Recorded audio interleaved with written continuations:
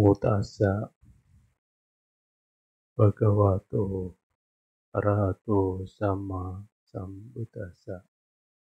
Namo tassa bhagavato arahato sama sambuddhassa.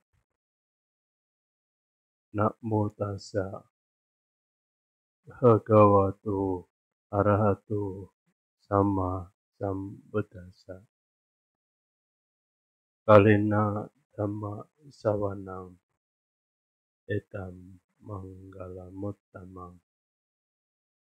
Mendengarkan dhamma pada waktu yang sesuai, itulah berkah kita. Ya.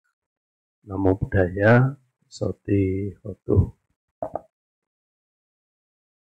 Romo, Ramani, Ibu Bapak serta saudara sedama yang berbahagia. Setiap malam Ibu Bapak selalu hadir ke Wihara Sakyamuni Denpasar untuk menambah satu kebajikan, yaitu mendengarkan dhamma. Sekaligus juga mempraktikkan dhamma, yaitu sebagian besar yang hadir di sini menjalankan Hatha Sila, serta juga praktik-praktik dhamma lain, melakukan penghormatan berdana adalah suatu bentuk praktik dhamma.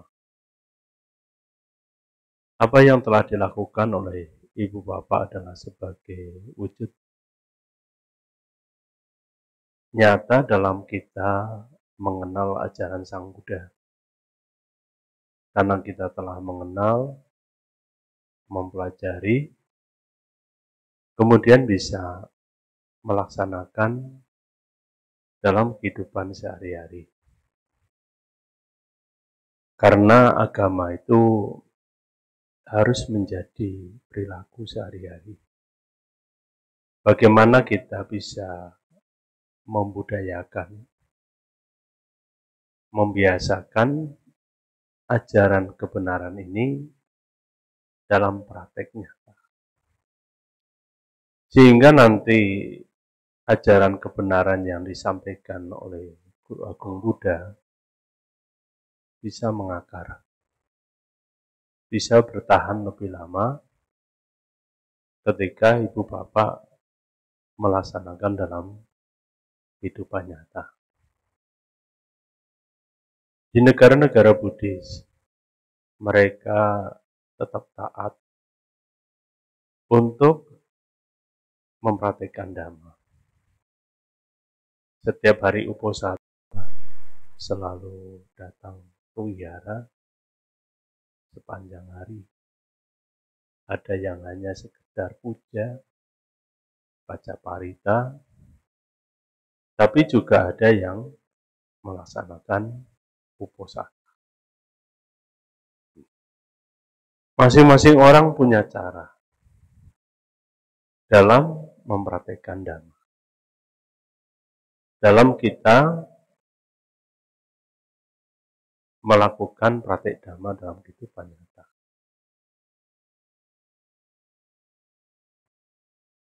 Diharapkan kalau kita sering mempraktikkan dhamma, maka pemahaman kita, kemudian keyakinan akan semakin kuat, kokoh, dan tak tergoyahkan. Mudah-mudahan nanti Ibu Bapak bisa selama 1 bulan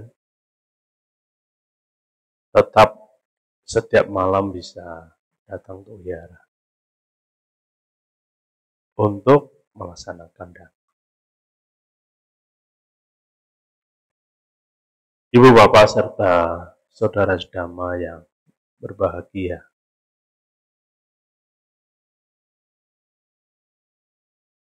Saya malam ini akan menyampaikan Dhammadesana sesuai yang ada di brosur, yaitu apa? Duduk sama rendah, berdiri sama tinggi.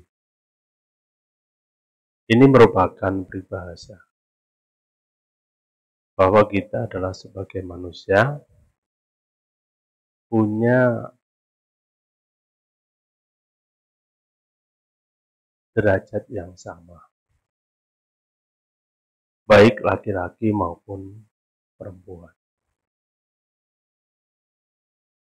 Perlu diingat bahwa tanggal 21 kemarin baru hari apa? Hari Kartini, walaupun mungkin sudah lewat 9 hari. Tapi kita kan mengingat kembali sejarah, di mana di masa saat itu wanita itu tidak punya posisi yang sejajar dengan para laki-laki, tidak memiliki hak yang sama, dikekang. Kalau istilah Jawa itu perempuan itu dipingit, tidak punya akses untuk sekolah, tidak punya akses untuk menjadi seorang wanita karir,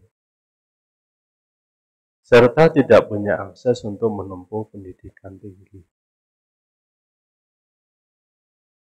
Ibu bapak harus merasa berterima kasih kepada Ibu R.A. Kartini yang telah berjuang untuk para perempuan, sehingga saat ini ibu bapak punya, ibu-ibu lah ya terutama ya, punya derajat yang sama antara laki-laki dan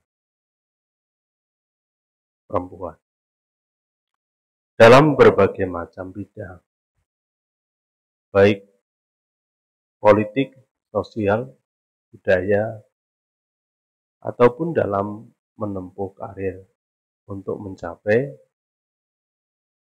pimpinan, puncak. Tapi sebelum sejauh R.A. Kartini muncul, di Jawa sebenarnya sudah ada wanita yang sangat tangguh. Siapa? Ratu Sima. Itu merupakan sosok pemimpin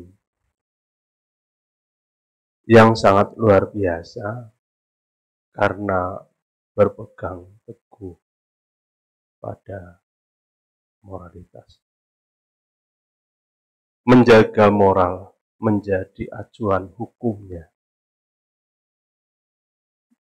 Maka di mana ada barang yang jatuh di kerajaannya, itu tidak mungkin hilang. Karena masyarakat serta juga pemerintahan yang ada di tempat itu berpatokan pada hukum moral.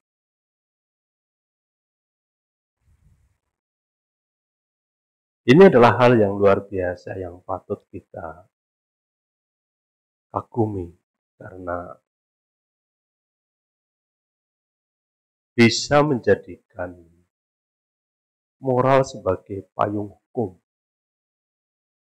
sehingga betul-betul kenyamanan, keamanan terjamin dengan adanya moral itu sebagai payung hukum negara.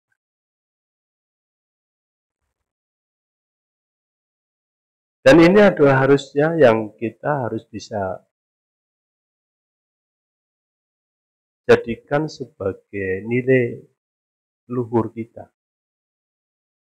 Menjadikan bagaimana moralitas itu menjadi patokan, menjadi hukum bagi kehidupan kita bermasyarakat.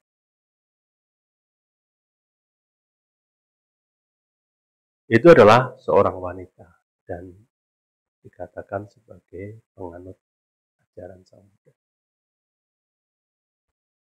Bagaimana dengan sudut pandang Buddhis mengenai kesetaraan? Persamaan antara pria dan wanita.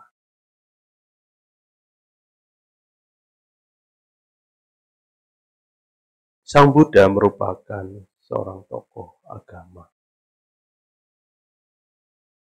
yang pada saat itu mereformasi kondisi-kondisi masyarakat India pada waktu itu, yang juga memiliki nasib yang sama, bahwa wanita tidak punya kedudukan yang setara dengan para pria.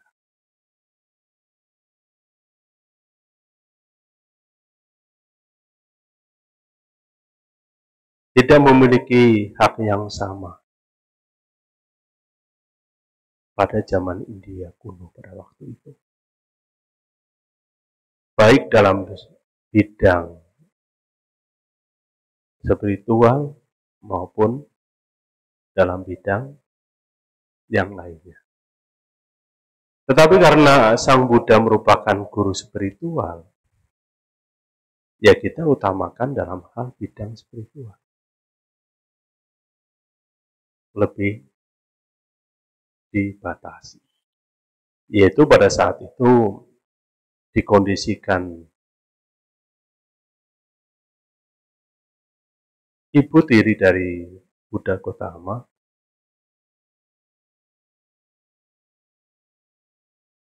bersama 500 wanita berminat untuk menjadi seorang bhikkhuni dan memohon kepada Sang Buddha.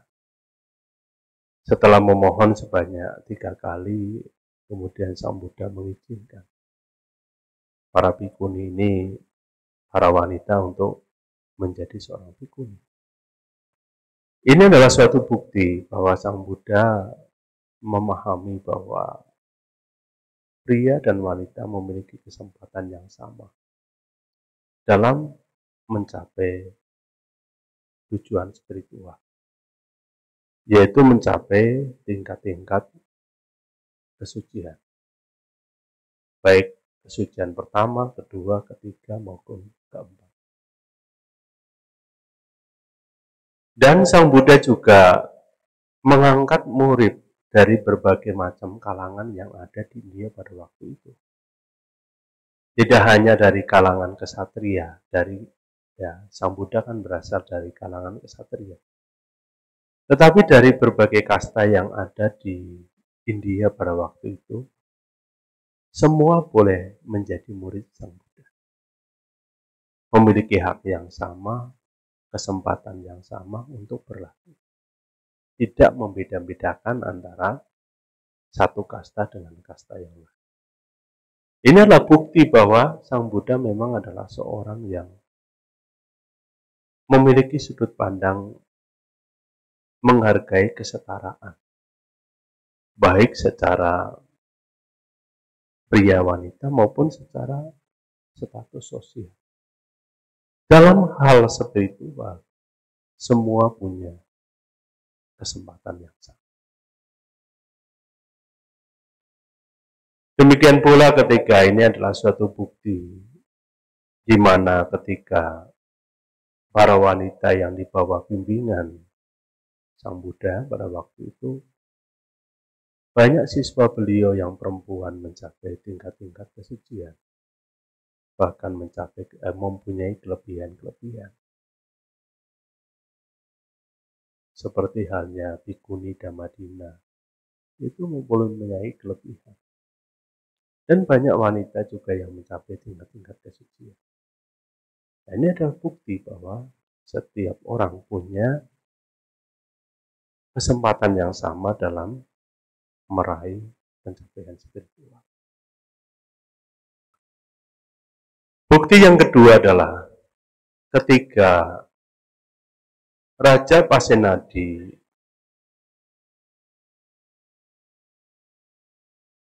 punya anak, seorang perempuan. Ketika permaisurinya melahirkan seorang perempuan, sang raja merasa bersedih atas kelahiran anaknya, karena melahirkan anak yang tidak dikehendaki, yaitu berjenis kelamin perempuan.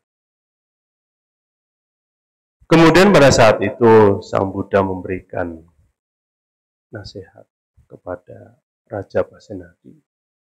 Oh Raja, bahwa perempuan, seorang wanita, bisa menjadi lebih baik daripada laki-laki. Bisa bertumbuh menjadi lebih baik daripada laki-laki. Seorang wanita ini bisa bertumbuh menjadi wanita yang bijaksana,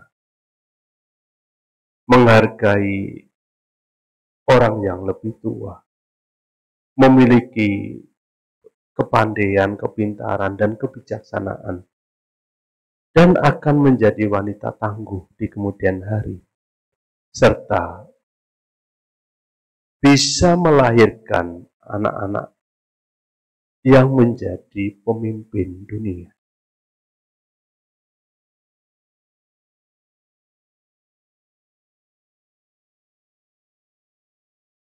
Ya, hal itulah yang menjadi bukti bahwa Sang Buddha adalah seorang yang menghargai kesetaraan.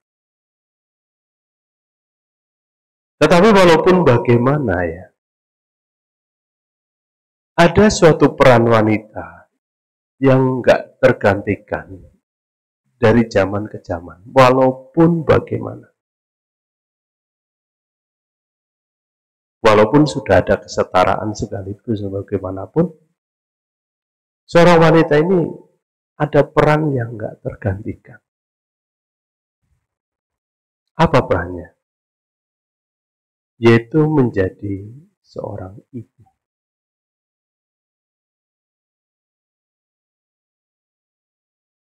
Menjadi seorang ibu.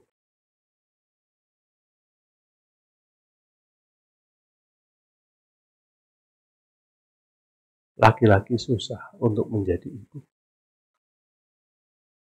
Tapi kalau seorang ibu itu peran yang nggak tergantikan oleh siapapun. Mengapa? Karena kasih sayang dari seorang ibu kepada anaknya itu tanpa batas. Tulus, ikhlas,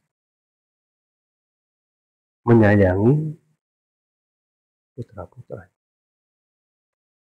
Maka cinta kasih yang universal, cinta kasih meta, di dalam Karania Metta Sutta sering diibaratkan seperti kasih seorang ibu yang menyayangi putra tunggalnya. Nggak ada di situ tulis seperti kasih bapak kepada putra tunggalnya, nggak ada. Yang ada cuman kasih ibu kepada putra tunggalnya. Tidak ada terus itu. Itulah meta yang sesungguhnya adalah milik seorang ibu.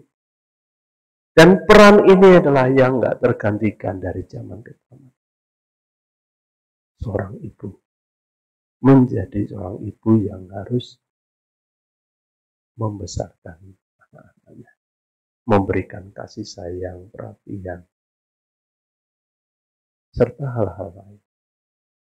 Maka seorang wanita harus menjadi orang yang bijaksana, menjadi ibu yang bijaksana. Apa yang ideal bagi seorang perempuan yang ingin menjadi ibu yang ideal? Hendaknya seorang wanita ini bisa menjadi ibu yang menjadi seorang teladan, suri tauladan bagi putra-putra. menjadi contoh figur yang bisa menjadi contoh bagi anak-anaknya dari segi perilaku, ucapan, tindakan. Kenapa? Seorang anak biasanya, umumnya ya, memiliki kedekatan sama ibu. Umumnya. Tapi juga ada anak yang dekat dengan bapaknya. Tapi umumnya adalah biasanya anak itu akan lebih dekat dengan ibunya. Maka seorang ibu harus bisa menjadi teladan, contoh. Yang kedua, seorang ibu hendaknya bisa menjadi pengasuh yang baik. Mengasuh dalam memberikan kasih sayang, perhatian. Mengasuh memberikan suatu curahan hati. Sehingga anak ini bertumbuh menjadi anak yang baik, memiliki kepribadian. Menjadi seorang pengasuh. Kemudian yang kedua, yang selanjutnya, yang ketiga, menjadi seorang pendidik. Ya. Jadi dididik supaya punya etika, punya moral, punya budi pekerti, punya sopan santun, dan sekaligus mendidik, memberitahu hal-hal yang ada di dunia ini. Karena dikatakan di dalam Anggutara Nikaya, orang tua merupakan guru awal sebelum anak-anak mengenal guru di sekolah. Jadi memberikan pendidikan yang ada di sekitar kita dulu sebelum dia masuk ke sekolah. Itu adalah tanggung jawab ibu serta juga bapaknya. Menjadi seorang pendidik ulung untuk putra-putrinya. Itu adalah peran ibu.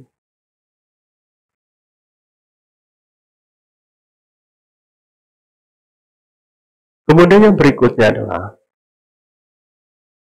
seorang ibu juga harus bisa menjadi seorang manajer dalam mengatur segala hal yang ada di rumah. Baik mengatur keuangan, mengatur kondisi rumah, serta juga mengatur yang lain-lain. Maka itu yang harus dilakukan oleh seorang ibu.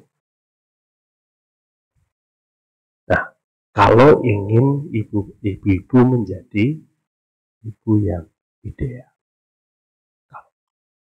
maka harus punya kesabaran, kebijaksanaan, serta juga punya moralitas. Serta juga sifat-sifat luhur lainnya harus dikembangkan bagi seorang ibu. Ini peran yang pertama, yang tidak tergantikan. Peran yang kedua, yang nggak tergantikan adalah menjadi seorang istri. Dari zaman ke zaman, seorang wanita tetap menjadi istri. Ya kan? Yang harus punya tugas-tugas yang harus dijalankan. Seperti yang diajarkan di dalam Jikalau Wada Sutta. Ibu bapak sudah hafal? Kalau sudah hafal, saya nggak perlu uraikan. Perlu diuraikan nggak? Perlu ya. Yang pertama adalah seorang istri hendaknya mampu menghormati suami. Menghormat ya selayaknya ya, bukan setiap ketemu anjali ya. Ya kalau ketemu berkali-kali di rumah anjali terus gimana, aneh kan? Ya menghormat bagaimana kita itu memperlakukan, menghargai suami, ibu bapak, ibu-ibu ya. menghargai suaminya sendiri. Memperlakukan seperti halnya teman, sahabat, atau apalah yang bisa menjadi kita rasa menghargai itu ada pada pihak suami. Yang kedua, seorang istri hendaknya mampu menjaga hubungan baik antara kedua belah pihak, baik pihak orang tua maupun pihak mertua. Jangan sampai kita seorang istri ini memperlakukan timpang antara orang tua sendiri dengan mertuanya. Harus bersikap adil, memperlakukan dengan adil, ya harus dianggap mertua juga sebagai orang tua. Yang paling sulit kadang-kadang adalah bersikap adil antara kedua belah pihak. Ngomong gampang, prakteknya kadang susah.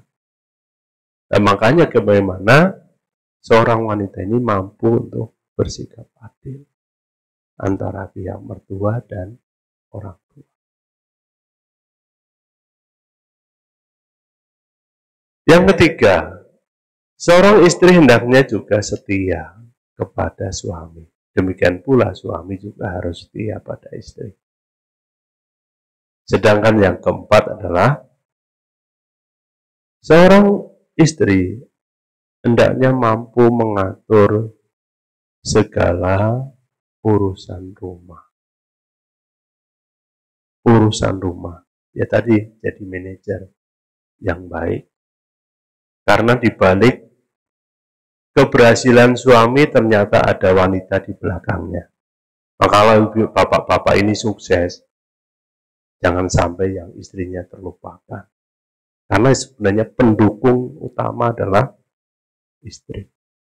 Bukan karena sukses sendiri. Karena apa? Istri bapak-bapak itu bisa menjadi seorang manajer yang baik. Mengatur segala macam hal yang berkaitan dengan kehidupan. Baik di rumah maupun keuangan. Itu. Yang terakhir adalah seorang perempuan, seorang istri hendaknya bisa menjaga segala hal yang diberikan oleh suami. Karena biasanya suami yang baik akan sering memberikan hadiah. Hadiah itu tidak harus berharga, tapi menyenangkan. Karena sebagai bentuk perhatian sama istri. Gitu. Hal-hal yang telah diberikan oleh suami hendaknya bisa dijaga dan dirawat dengan baik. Ini merupakan peranan seorang perempuan yang tak tergantikan. Kemudian ada satu lagi adalah yang nggak tergantikan adalah melahirkan anak. Ini dari zaman ke zaman ya, yang melahirkan anak pasti seorang perempuan. Itulah hal-hal yang seharusnya ibu bapak mengerti.